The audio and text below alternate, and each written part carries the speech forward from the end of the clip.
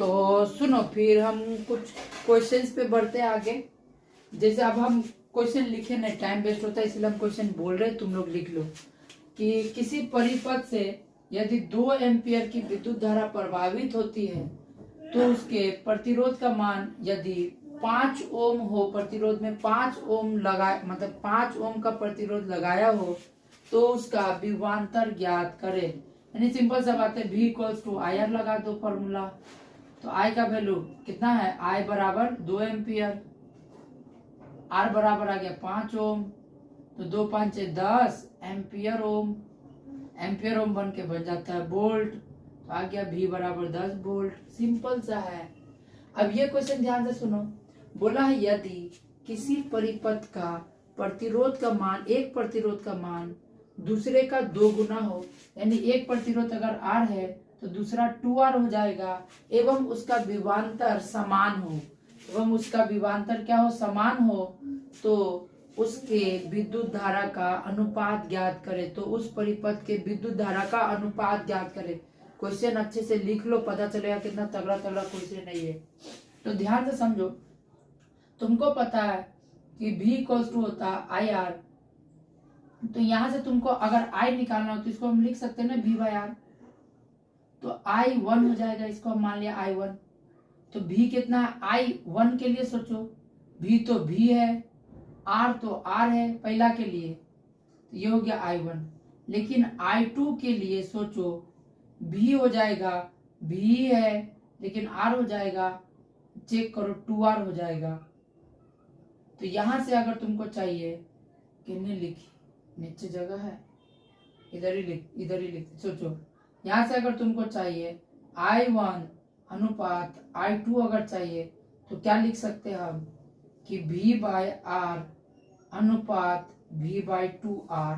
यहाँ से V भी कट जाएगा, R कट गया, तो बच गया 1 अनुपात, नीचे में 1/2 बचेगा ना। चेक करो, हम इसको पलट देते हैं, 1/1 अनुपात 2 हो जाएगा ना। अब इसको सॉल्व करना अकल नहीं है तो फिर बाद में पूछ लेना, बता देंगे, ठीक है। तो हो गया, ये इजी है, थोड़ा करके देख लेना, हो जाएगा। तो सेम एज इट इज यहाँ 4 क्वेश्चन दिए हुए हैं। अब इस क्वेश्चन को हिंदी में कैसे लिखेगा तो लिख लो जैसे जैसे बोल रहे। यदि किसी परिपथ का विभवांतर समान हो एवं धारा पर एवं उस परिपथ में विद्युत धारा का अनुपात 2:3 हो तो उसके प्रतिरोध के अनुपात को ज्ञात करे। ऐसे ही जैसे यहाँ पे भी बताया ना, ऐसे ही R1 R2 निकालना है।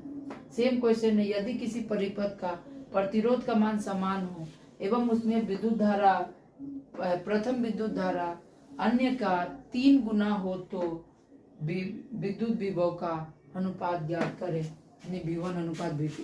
कोशिश करना, देखो इस टाइप का क्वेश्चन ना 2 मार्क्स के लिए जरूरी है।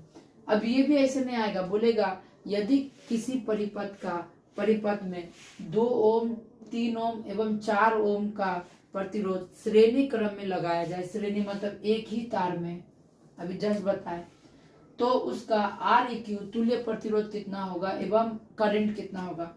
ज्यादातर तुल्य प्रतिरोध पूछता, करंट पूछेगा तो मजे मजे।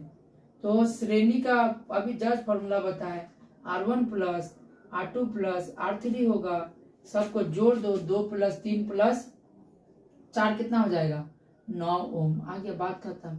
Req का मान इतना आ गया, तो V इक्वल्स टू IR होता है, समझ में आ रहा। तो I बराबर हो जाएगा, R इधर आ जाएगा तो V बाय R हो गया, V का मान 10 वोल्ट, ये आ गया 9, तो आ जाएगा 1.1 एम्पियर। I का मान आ गया। बहुत इजी है यार, ये सीरीज में है, ये देखो पैरेलल में है। सर कैसे पता चलेगा पैरेलल में, सोचो, इधर से अगर करंट आया है I तो रास्ता बदल गया, करंट 2 तरफ गया है। अगर रास्ता बदलेगा तो करंट बदलेगा, और वो किस में बदलता है, तो बदलता है हमेशा पैरेलल में। इससे पहले वाला वीडियो में है, तो इसीलिए पैरेलल में है, ठीक है। तो पैरेलल में है, फॉर्मूला Req का क्या होगा, 1/Req इक्वल्स टू क्या होता है, 1/R1, 2 ही गए तो 1/R2 लिख दो। चेक करो, 1/2 + 1/4, एलसीएम लेंगे 4 आएगा, 2 के पारा में 4, 2 बार में 2 + 1 यानी 3/4 आया। चेक करो, ये समथिंग पॉइंट ले लेंगे तो 0.7 के साथ कुछ आएगा। जरूरी बात क्या, चेक करो, इसमें जो सबसे अधिक मान है वो 4 है। इसका आंसर जो आया है, चेक करो REQ का, वो आया है 9। यानी कि तुम ऐसे भी पता लगा सकता है मेरा आंसर सही निकला कि नहीं निकला एग्जाम में। कैसे पता लगाएगा, अगर सीरीज वाला क्वेश्चन है श्रेणी क्रम, तो तुम्हारा जो R का मान आएगा सबसे ज्यादा वाला से भी ज्यादा आएगा। और पैरेलल में क्या होगा, जो REQ का जो मान आएगा, सोचो, अच्छा देखो, हाँ थोड़ा सा मिस्टेक हो गया, रुक जाओ। 1/RQ का मान इतना आ गया, तो अब इसको पलट देंगे तो मिलेगा REQ, तो ये बन जाएगा 4/3, यानी ये समथिंग आएगा 1.3 के आसपास। सॉरी हाँ, हम इसको पलटाना भूल गए। पलटाना बहुत जरूरी है, याद रखना बउआ, ये बोला बहुत जरूरी है पलटाना यहाँ से। तो 1.3, फिर भी पैरेलल में जो सबसे कम होगा, जो REQ का मान आएगा वो सबसे कम से भी कम आएगा, ज्यादा नहीं आ सकता है। ये बात कोई नहीं बताता है, याद रखना। This is your homework and this is your homework. Sir hard वाला दे दिए, सिंपल सा बात है, इसका वाला बता रहे, ठीक है। देखो पहला रेजिस्टेंस सेम है, इसको दोनों को पैरेलल में है ना, क्योंकि करंट बदल गया।